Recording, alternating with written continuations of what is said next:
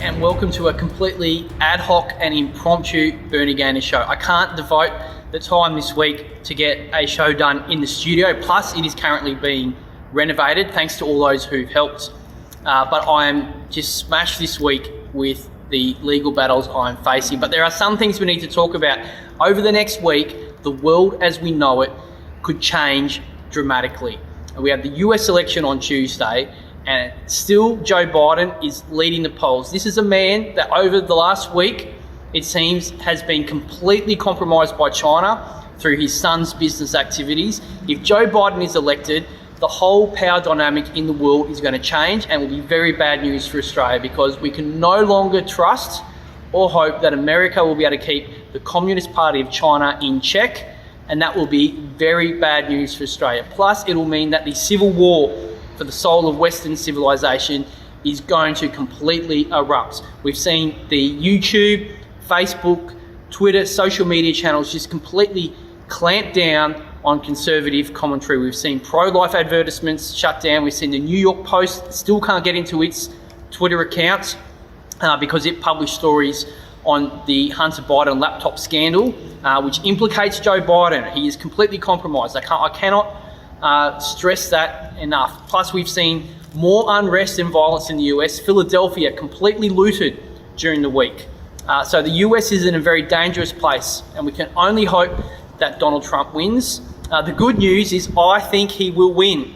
I think Americans and people in the Western world in general do not support the crazy, loony ideas of the left. Ideas that, a man can be a woman. Ideas that the government can control the weather. I mean, this is the ideas they're pushing.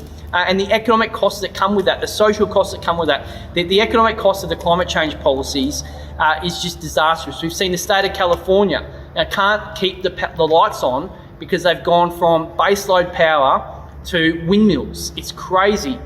We've seen the insane social ramifications, what it means for women's sport in particular, but what it means for families, what it means for freedom, what it means for speech, if it is no longer legal to simply state that a man can't become a woman. I'll finish my show with Goose of the Week every week. Obviously, we're not going to have it properly this week, but I do want to nominate, I can't remember his name, but there was an article published about the Girl Scouts congratulating Amy Coney Barrett for being nominated and appointed to the Supreme Court in the US. And the Girl Scouts put up a picture of her with the other 4 women who have been appointed to the Supreme Court. There was an immediate, huge backlash about that.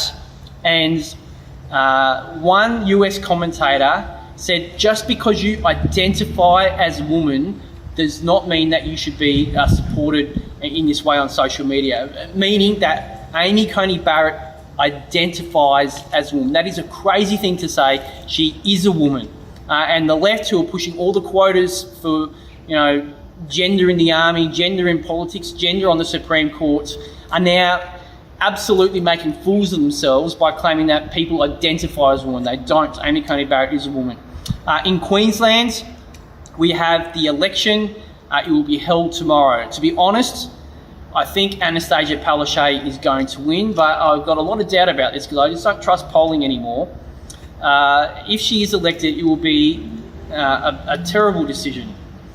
She does not deserve to be Premier of Queensland again. She is a mean person. I've just been with Dave Pello, who's filming this now, on Vision Christian Radio for the past 45 minutes, talking about how mean Anastasia Palaszczuk is. She should be called the baby killer because she has legalised abortion up until birth in Queensland. And in fact, in Queensland and across Australia and other Western nations where abortion is now legal, we see babies born alive in failed abortions left to die. There have been hundreds of cases in Queensland. Anastasia Palaszczuk is a baby killer, and she's now running to be Premier again on a platform for euthanasia. And it makes me sick.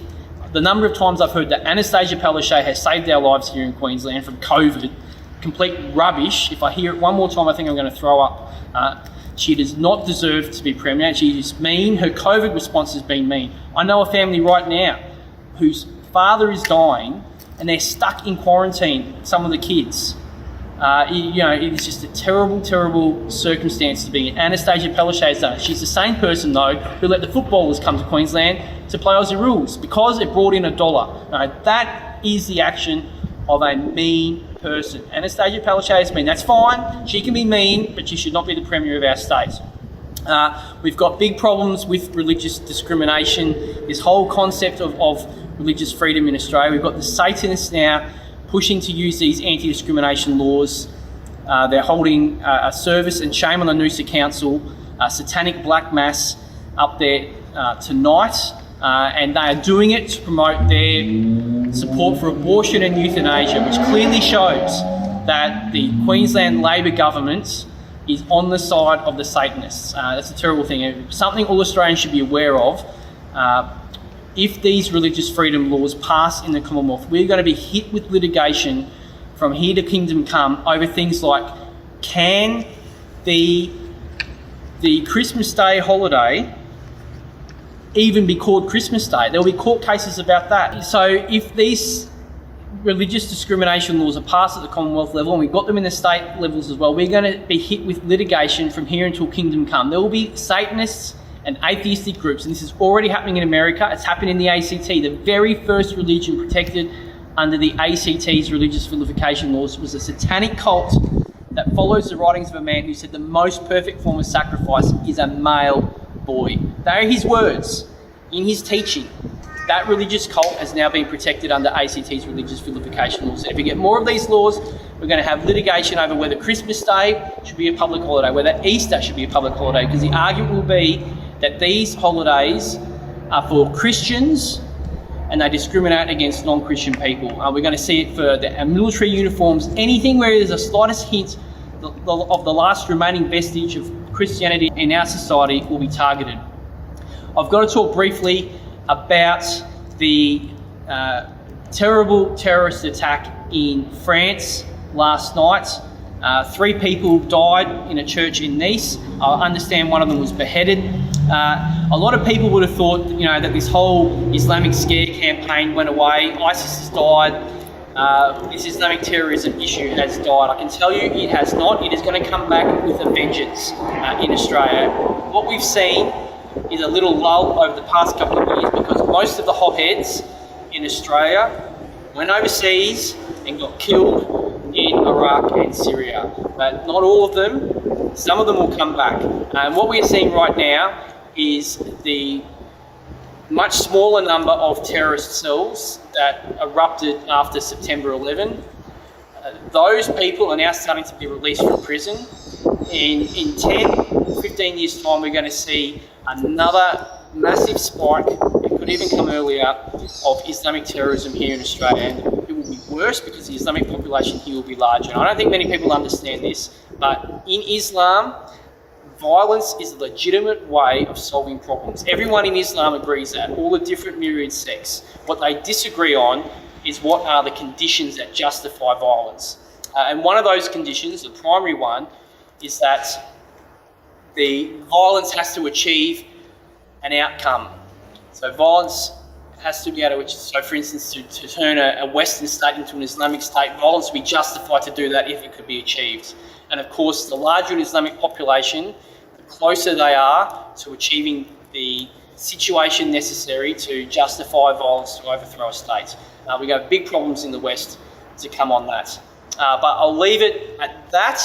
Thanks for tuning in. There will be a proper show next week. I will be in the studio tomorrow night for the Queensland election with Dave Pello, with Lowell Shelton. George Christensen will be joining us online. It will be a laugh, a bit of fun. We'll be crossing the key seats, and hopefully we'll be watching Queenslanders turf out Anastasia Palaszczuk, the mean Premier of Queensland.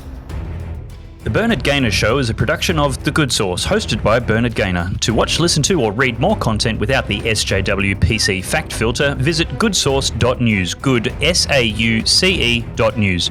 Become a Good Source supporter for exclusive access to live and unedited interview recordings, including the conversations before and after the show.